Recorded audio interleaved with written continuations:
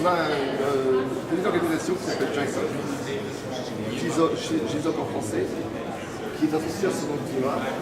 Et ensemble, on produit des contributions techniques, que ce soit des posters ou des publications dans les journaux scientifiques, pour proposer à l'IPCC des scénarios qui sont un petit peu différents de ceux qu'ils ont l'habitude de recevoir. Je suis très poli sur ce coup-là. Et donc, une des caractéristiques qu'on a dans le GISOC, c'est de ne pas exclure le nucléaire et même de l'inclure en force dans les contributions, parce qu'on considère que, d'une part, les renouvelables dits hors hydraulique, donc le vent et le solaire, ont un défaut majeur, c'est que quand ils s'arrêtent, il faut compenser. Et il faut compenser par quelque chose qui jusqu'ici est du fossile, charbon, gaz, pétrole. Or, on ne voit pas comment dans les 20 ou 30 années à venir, on va pouvoir mettre en œuvre un système de stockage d'énergie. Les techniques n'existent pas actuellement, elles sont très loin d'être mises en œuvre. Il y a quelques sujets, quelques techniques sur les voitures, etc., mais c'est extrêmement coûteux. Donc on est incapable de le faire à l'heure actuelle. Par contre, on a des solutions techniques des nucléaires qui existent, qui ont déjà été mises en œuvre. Et donc il est utile de mettre en jeu ces techniques le plus vite possible, ne serait-ce que pour assurer la première phase de demande d'énergie, mais également au-delà pour permettre une croissance. Parce que pratiquement tous les modèles qui existent actuellement ont 2, 3 ou 4 défauts. Le premier défaut est d'utiliser le carbone capture, la capture de carbone à des échelles que personne ne sait gérer pour l'instant. Et je ne vois pas comment ils seront gérés rapidement. La deuxième chose avec la capture de carbone, c'est qu'on oublie que le carbone s'échappe des stockages. Ça pose des problèmes majeurs pour les générations futures et pour les aquifères, les nappes phréatiques. Autre problème que l'on a, ce sont des ressources en matière primaire pour produire des éoliennes et des panneaux solaires. Il y a des combats entre les gens qui font des aimants, les gens qui font des solaires, les gens qui font de l'électronique pour récupérer des matières premières de genre terres rares qui parfois sont en sous-production par rapport aux besoins.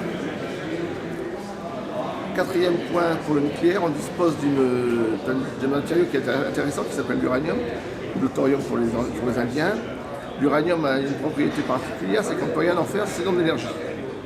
Il n'y a pas de caractéristiques métalliques particulièrement bonnes, etc. Et donc l'idée c'est d'utiliser une matière première qui est disponible pendant de nombreuses années, plus de 8000 ans actuellement, pour produire l'énergie requise pour permettre la croissance. Alors je reviens sur l'histoire de la croissance. La plupart des modèles qui existent font deux hypothèses qui sont fortes. Une décroissance, donc les gens consomment moins, les gens mangent moins, les gens, etc. Et une capture de carbone excessive. Donc effectivement, ce sont deux méthodes de boutons finalement pour ajuster leur modèle qui ont des problèmes, qui présentent des problèmes particuliers, à savoir que rien ne prouve que ça sera fait, d'une part, et d'autre part, la capture de carbone, c'est finalement un ajustement pour montrer que le modèle n'est pas bon. Chaque fois qu'il monte 300 millions de tonnes de carbone qui est trop, 300 millions de tonnes tout trop dans l'atmosphère, on met du carbone dans la Terre, on est content. On ne sait pas le faire, mais c'est pas grave, on le fait quand même.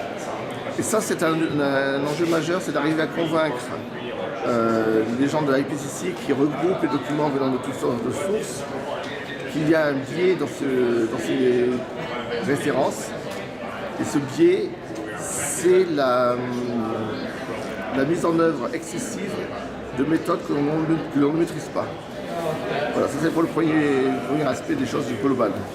Maintenant, nous, ce qu'on propose, c'est de s'adresser à... Est-ce que vous savez ce que c'est que les SDGs? C'est Sustainable Development Goals. Ça a été défini par les Nations Unies, il y en a 17. Alors la pauvreté, l'accès à l'énergie, l'accès à l'eau. Que je n'ai pas en tête, mais je vois ce que c'est. Oui, d'accord. Et nous, on est capable de s'adresser au 1, 7, 12, 13, 14 et 15.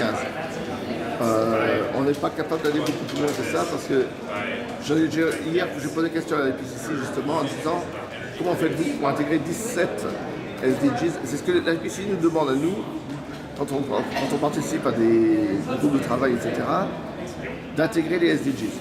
Très bien. Moi, je suis capable d'en faire 6 avec mes collègues de Sommet Climat et de GISOP, mais je suis incapable d'en faire 17. Et donc, j'ai posé hier la question, comment faites-vous pour en faire 17? Réponse, on ne sait pas faire. Donc, on est clair là-dessus. On est capable de faire des modèles, et en particulier les modèles qu'on a mis en œuvre ici, sont des modèles assez complexes. On est capable de mettre en œuvre des modèles qui permettent de prendre en compte un certain nombre de sustainable development goals, d'objectifs de sustainability, j'ai un doute là-dessus, d'objectifs à long terme pour aider dans différentes caractéristiques de la vie humaine. Et ça pose un problème de fond en fait, cette affaire, parce que finalement on nous demande d'un côté de faire quelque chose, et de l'autre côté on nous dit on ne sait pas faire.